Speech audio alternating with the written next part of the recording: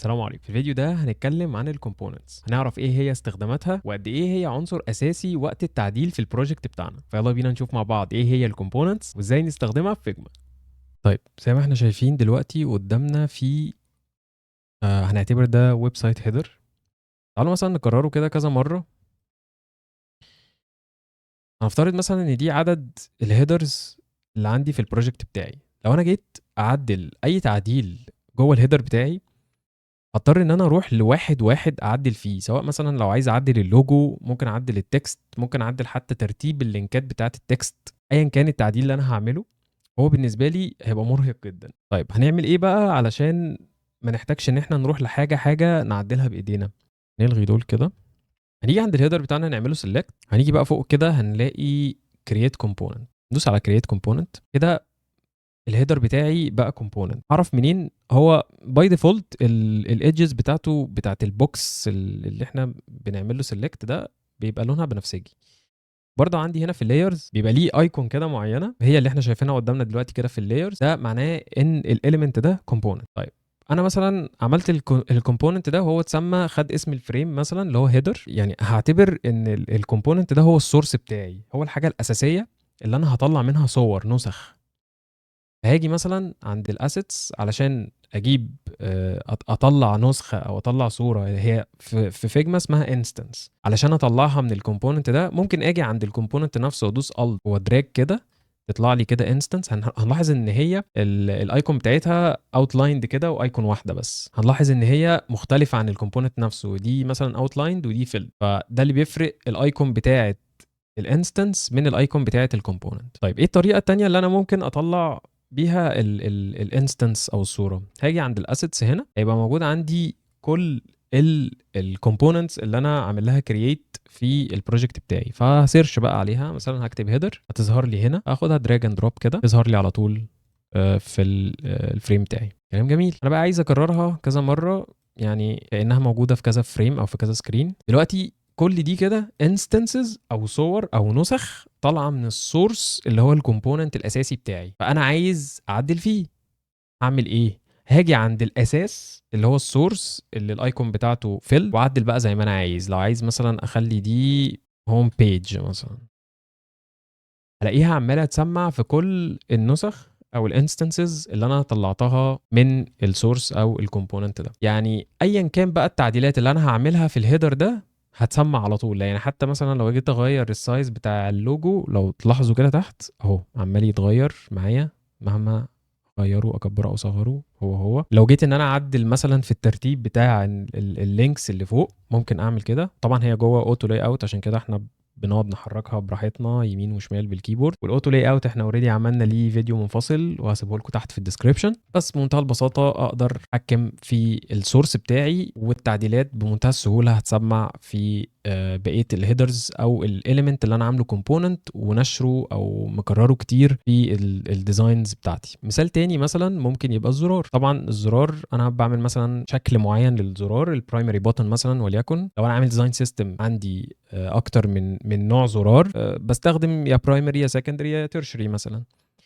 فلو عوزت اعدل فيهم، هم كميتهم كبيره جدا في البروجكت اوفر اول، خصوصا لو البروجكت كبير مثلا داشبورد او كده. فان انا اروح اعدل واحده واحده كده هيتطلب وقت ومجهود كبير جدا. فانا بمنتهى السهوله برضو ممكن اخلي الزراير برضو كمثال كومبوننت، بحيث ان انا لو عوزت ان انا مثلا اغير في الكالر بتاعها هتغير عادي جدا مفيش مشكله. لو عوزت ان انا اغير في الفونت نفسه برضو مفيش مشكله. اي تعديل بعمله هنا على طول هيسمع في الانستنسز ايا كان عددها. ففعلا الموضوع ده مهم جدا عشان نقلل كميه الوقت اللي بنحتاجها في التعديلات بشكل كبير جدا يعني. طيب في حاجه تاني بالنسبه للكومبوننتس اسمها بروبرتيز، منها البوليان. والبوليان احنا شرحناها برضو في فيديو هسيبه لكم برضو تحت في الديسكربشن. وحابب اقول لكم على التكست بروبرتي. طيب ايه هي بقى التكست بروبرتي وازاي نعملها في حاجه ممكن يبقى فيها تكست كتير، فتسهل علينا حياتنا في تغيير التكست ده من غير ما نقعد نروح لحاجه حاجه. او مثلا ساعات الاليمنت اللي احنا محتاجين نغير له التكست ده بيبقى مخفي لو احنا مستخدمين له البوليان بروبرتي.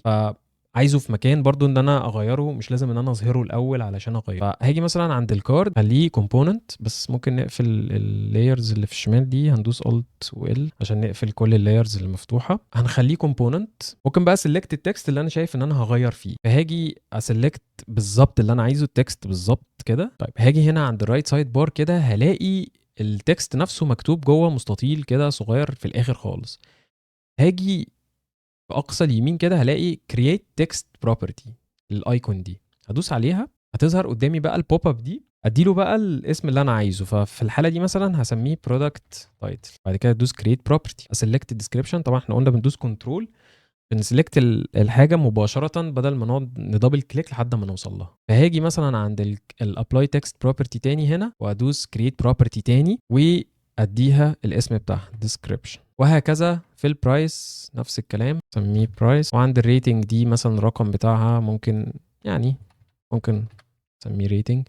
ممكن برضو نيجي عند الزرار هنا وبرضو نديله تكست بروبرتي، نسميه بوتن مثلا. كلام جميل.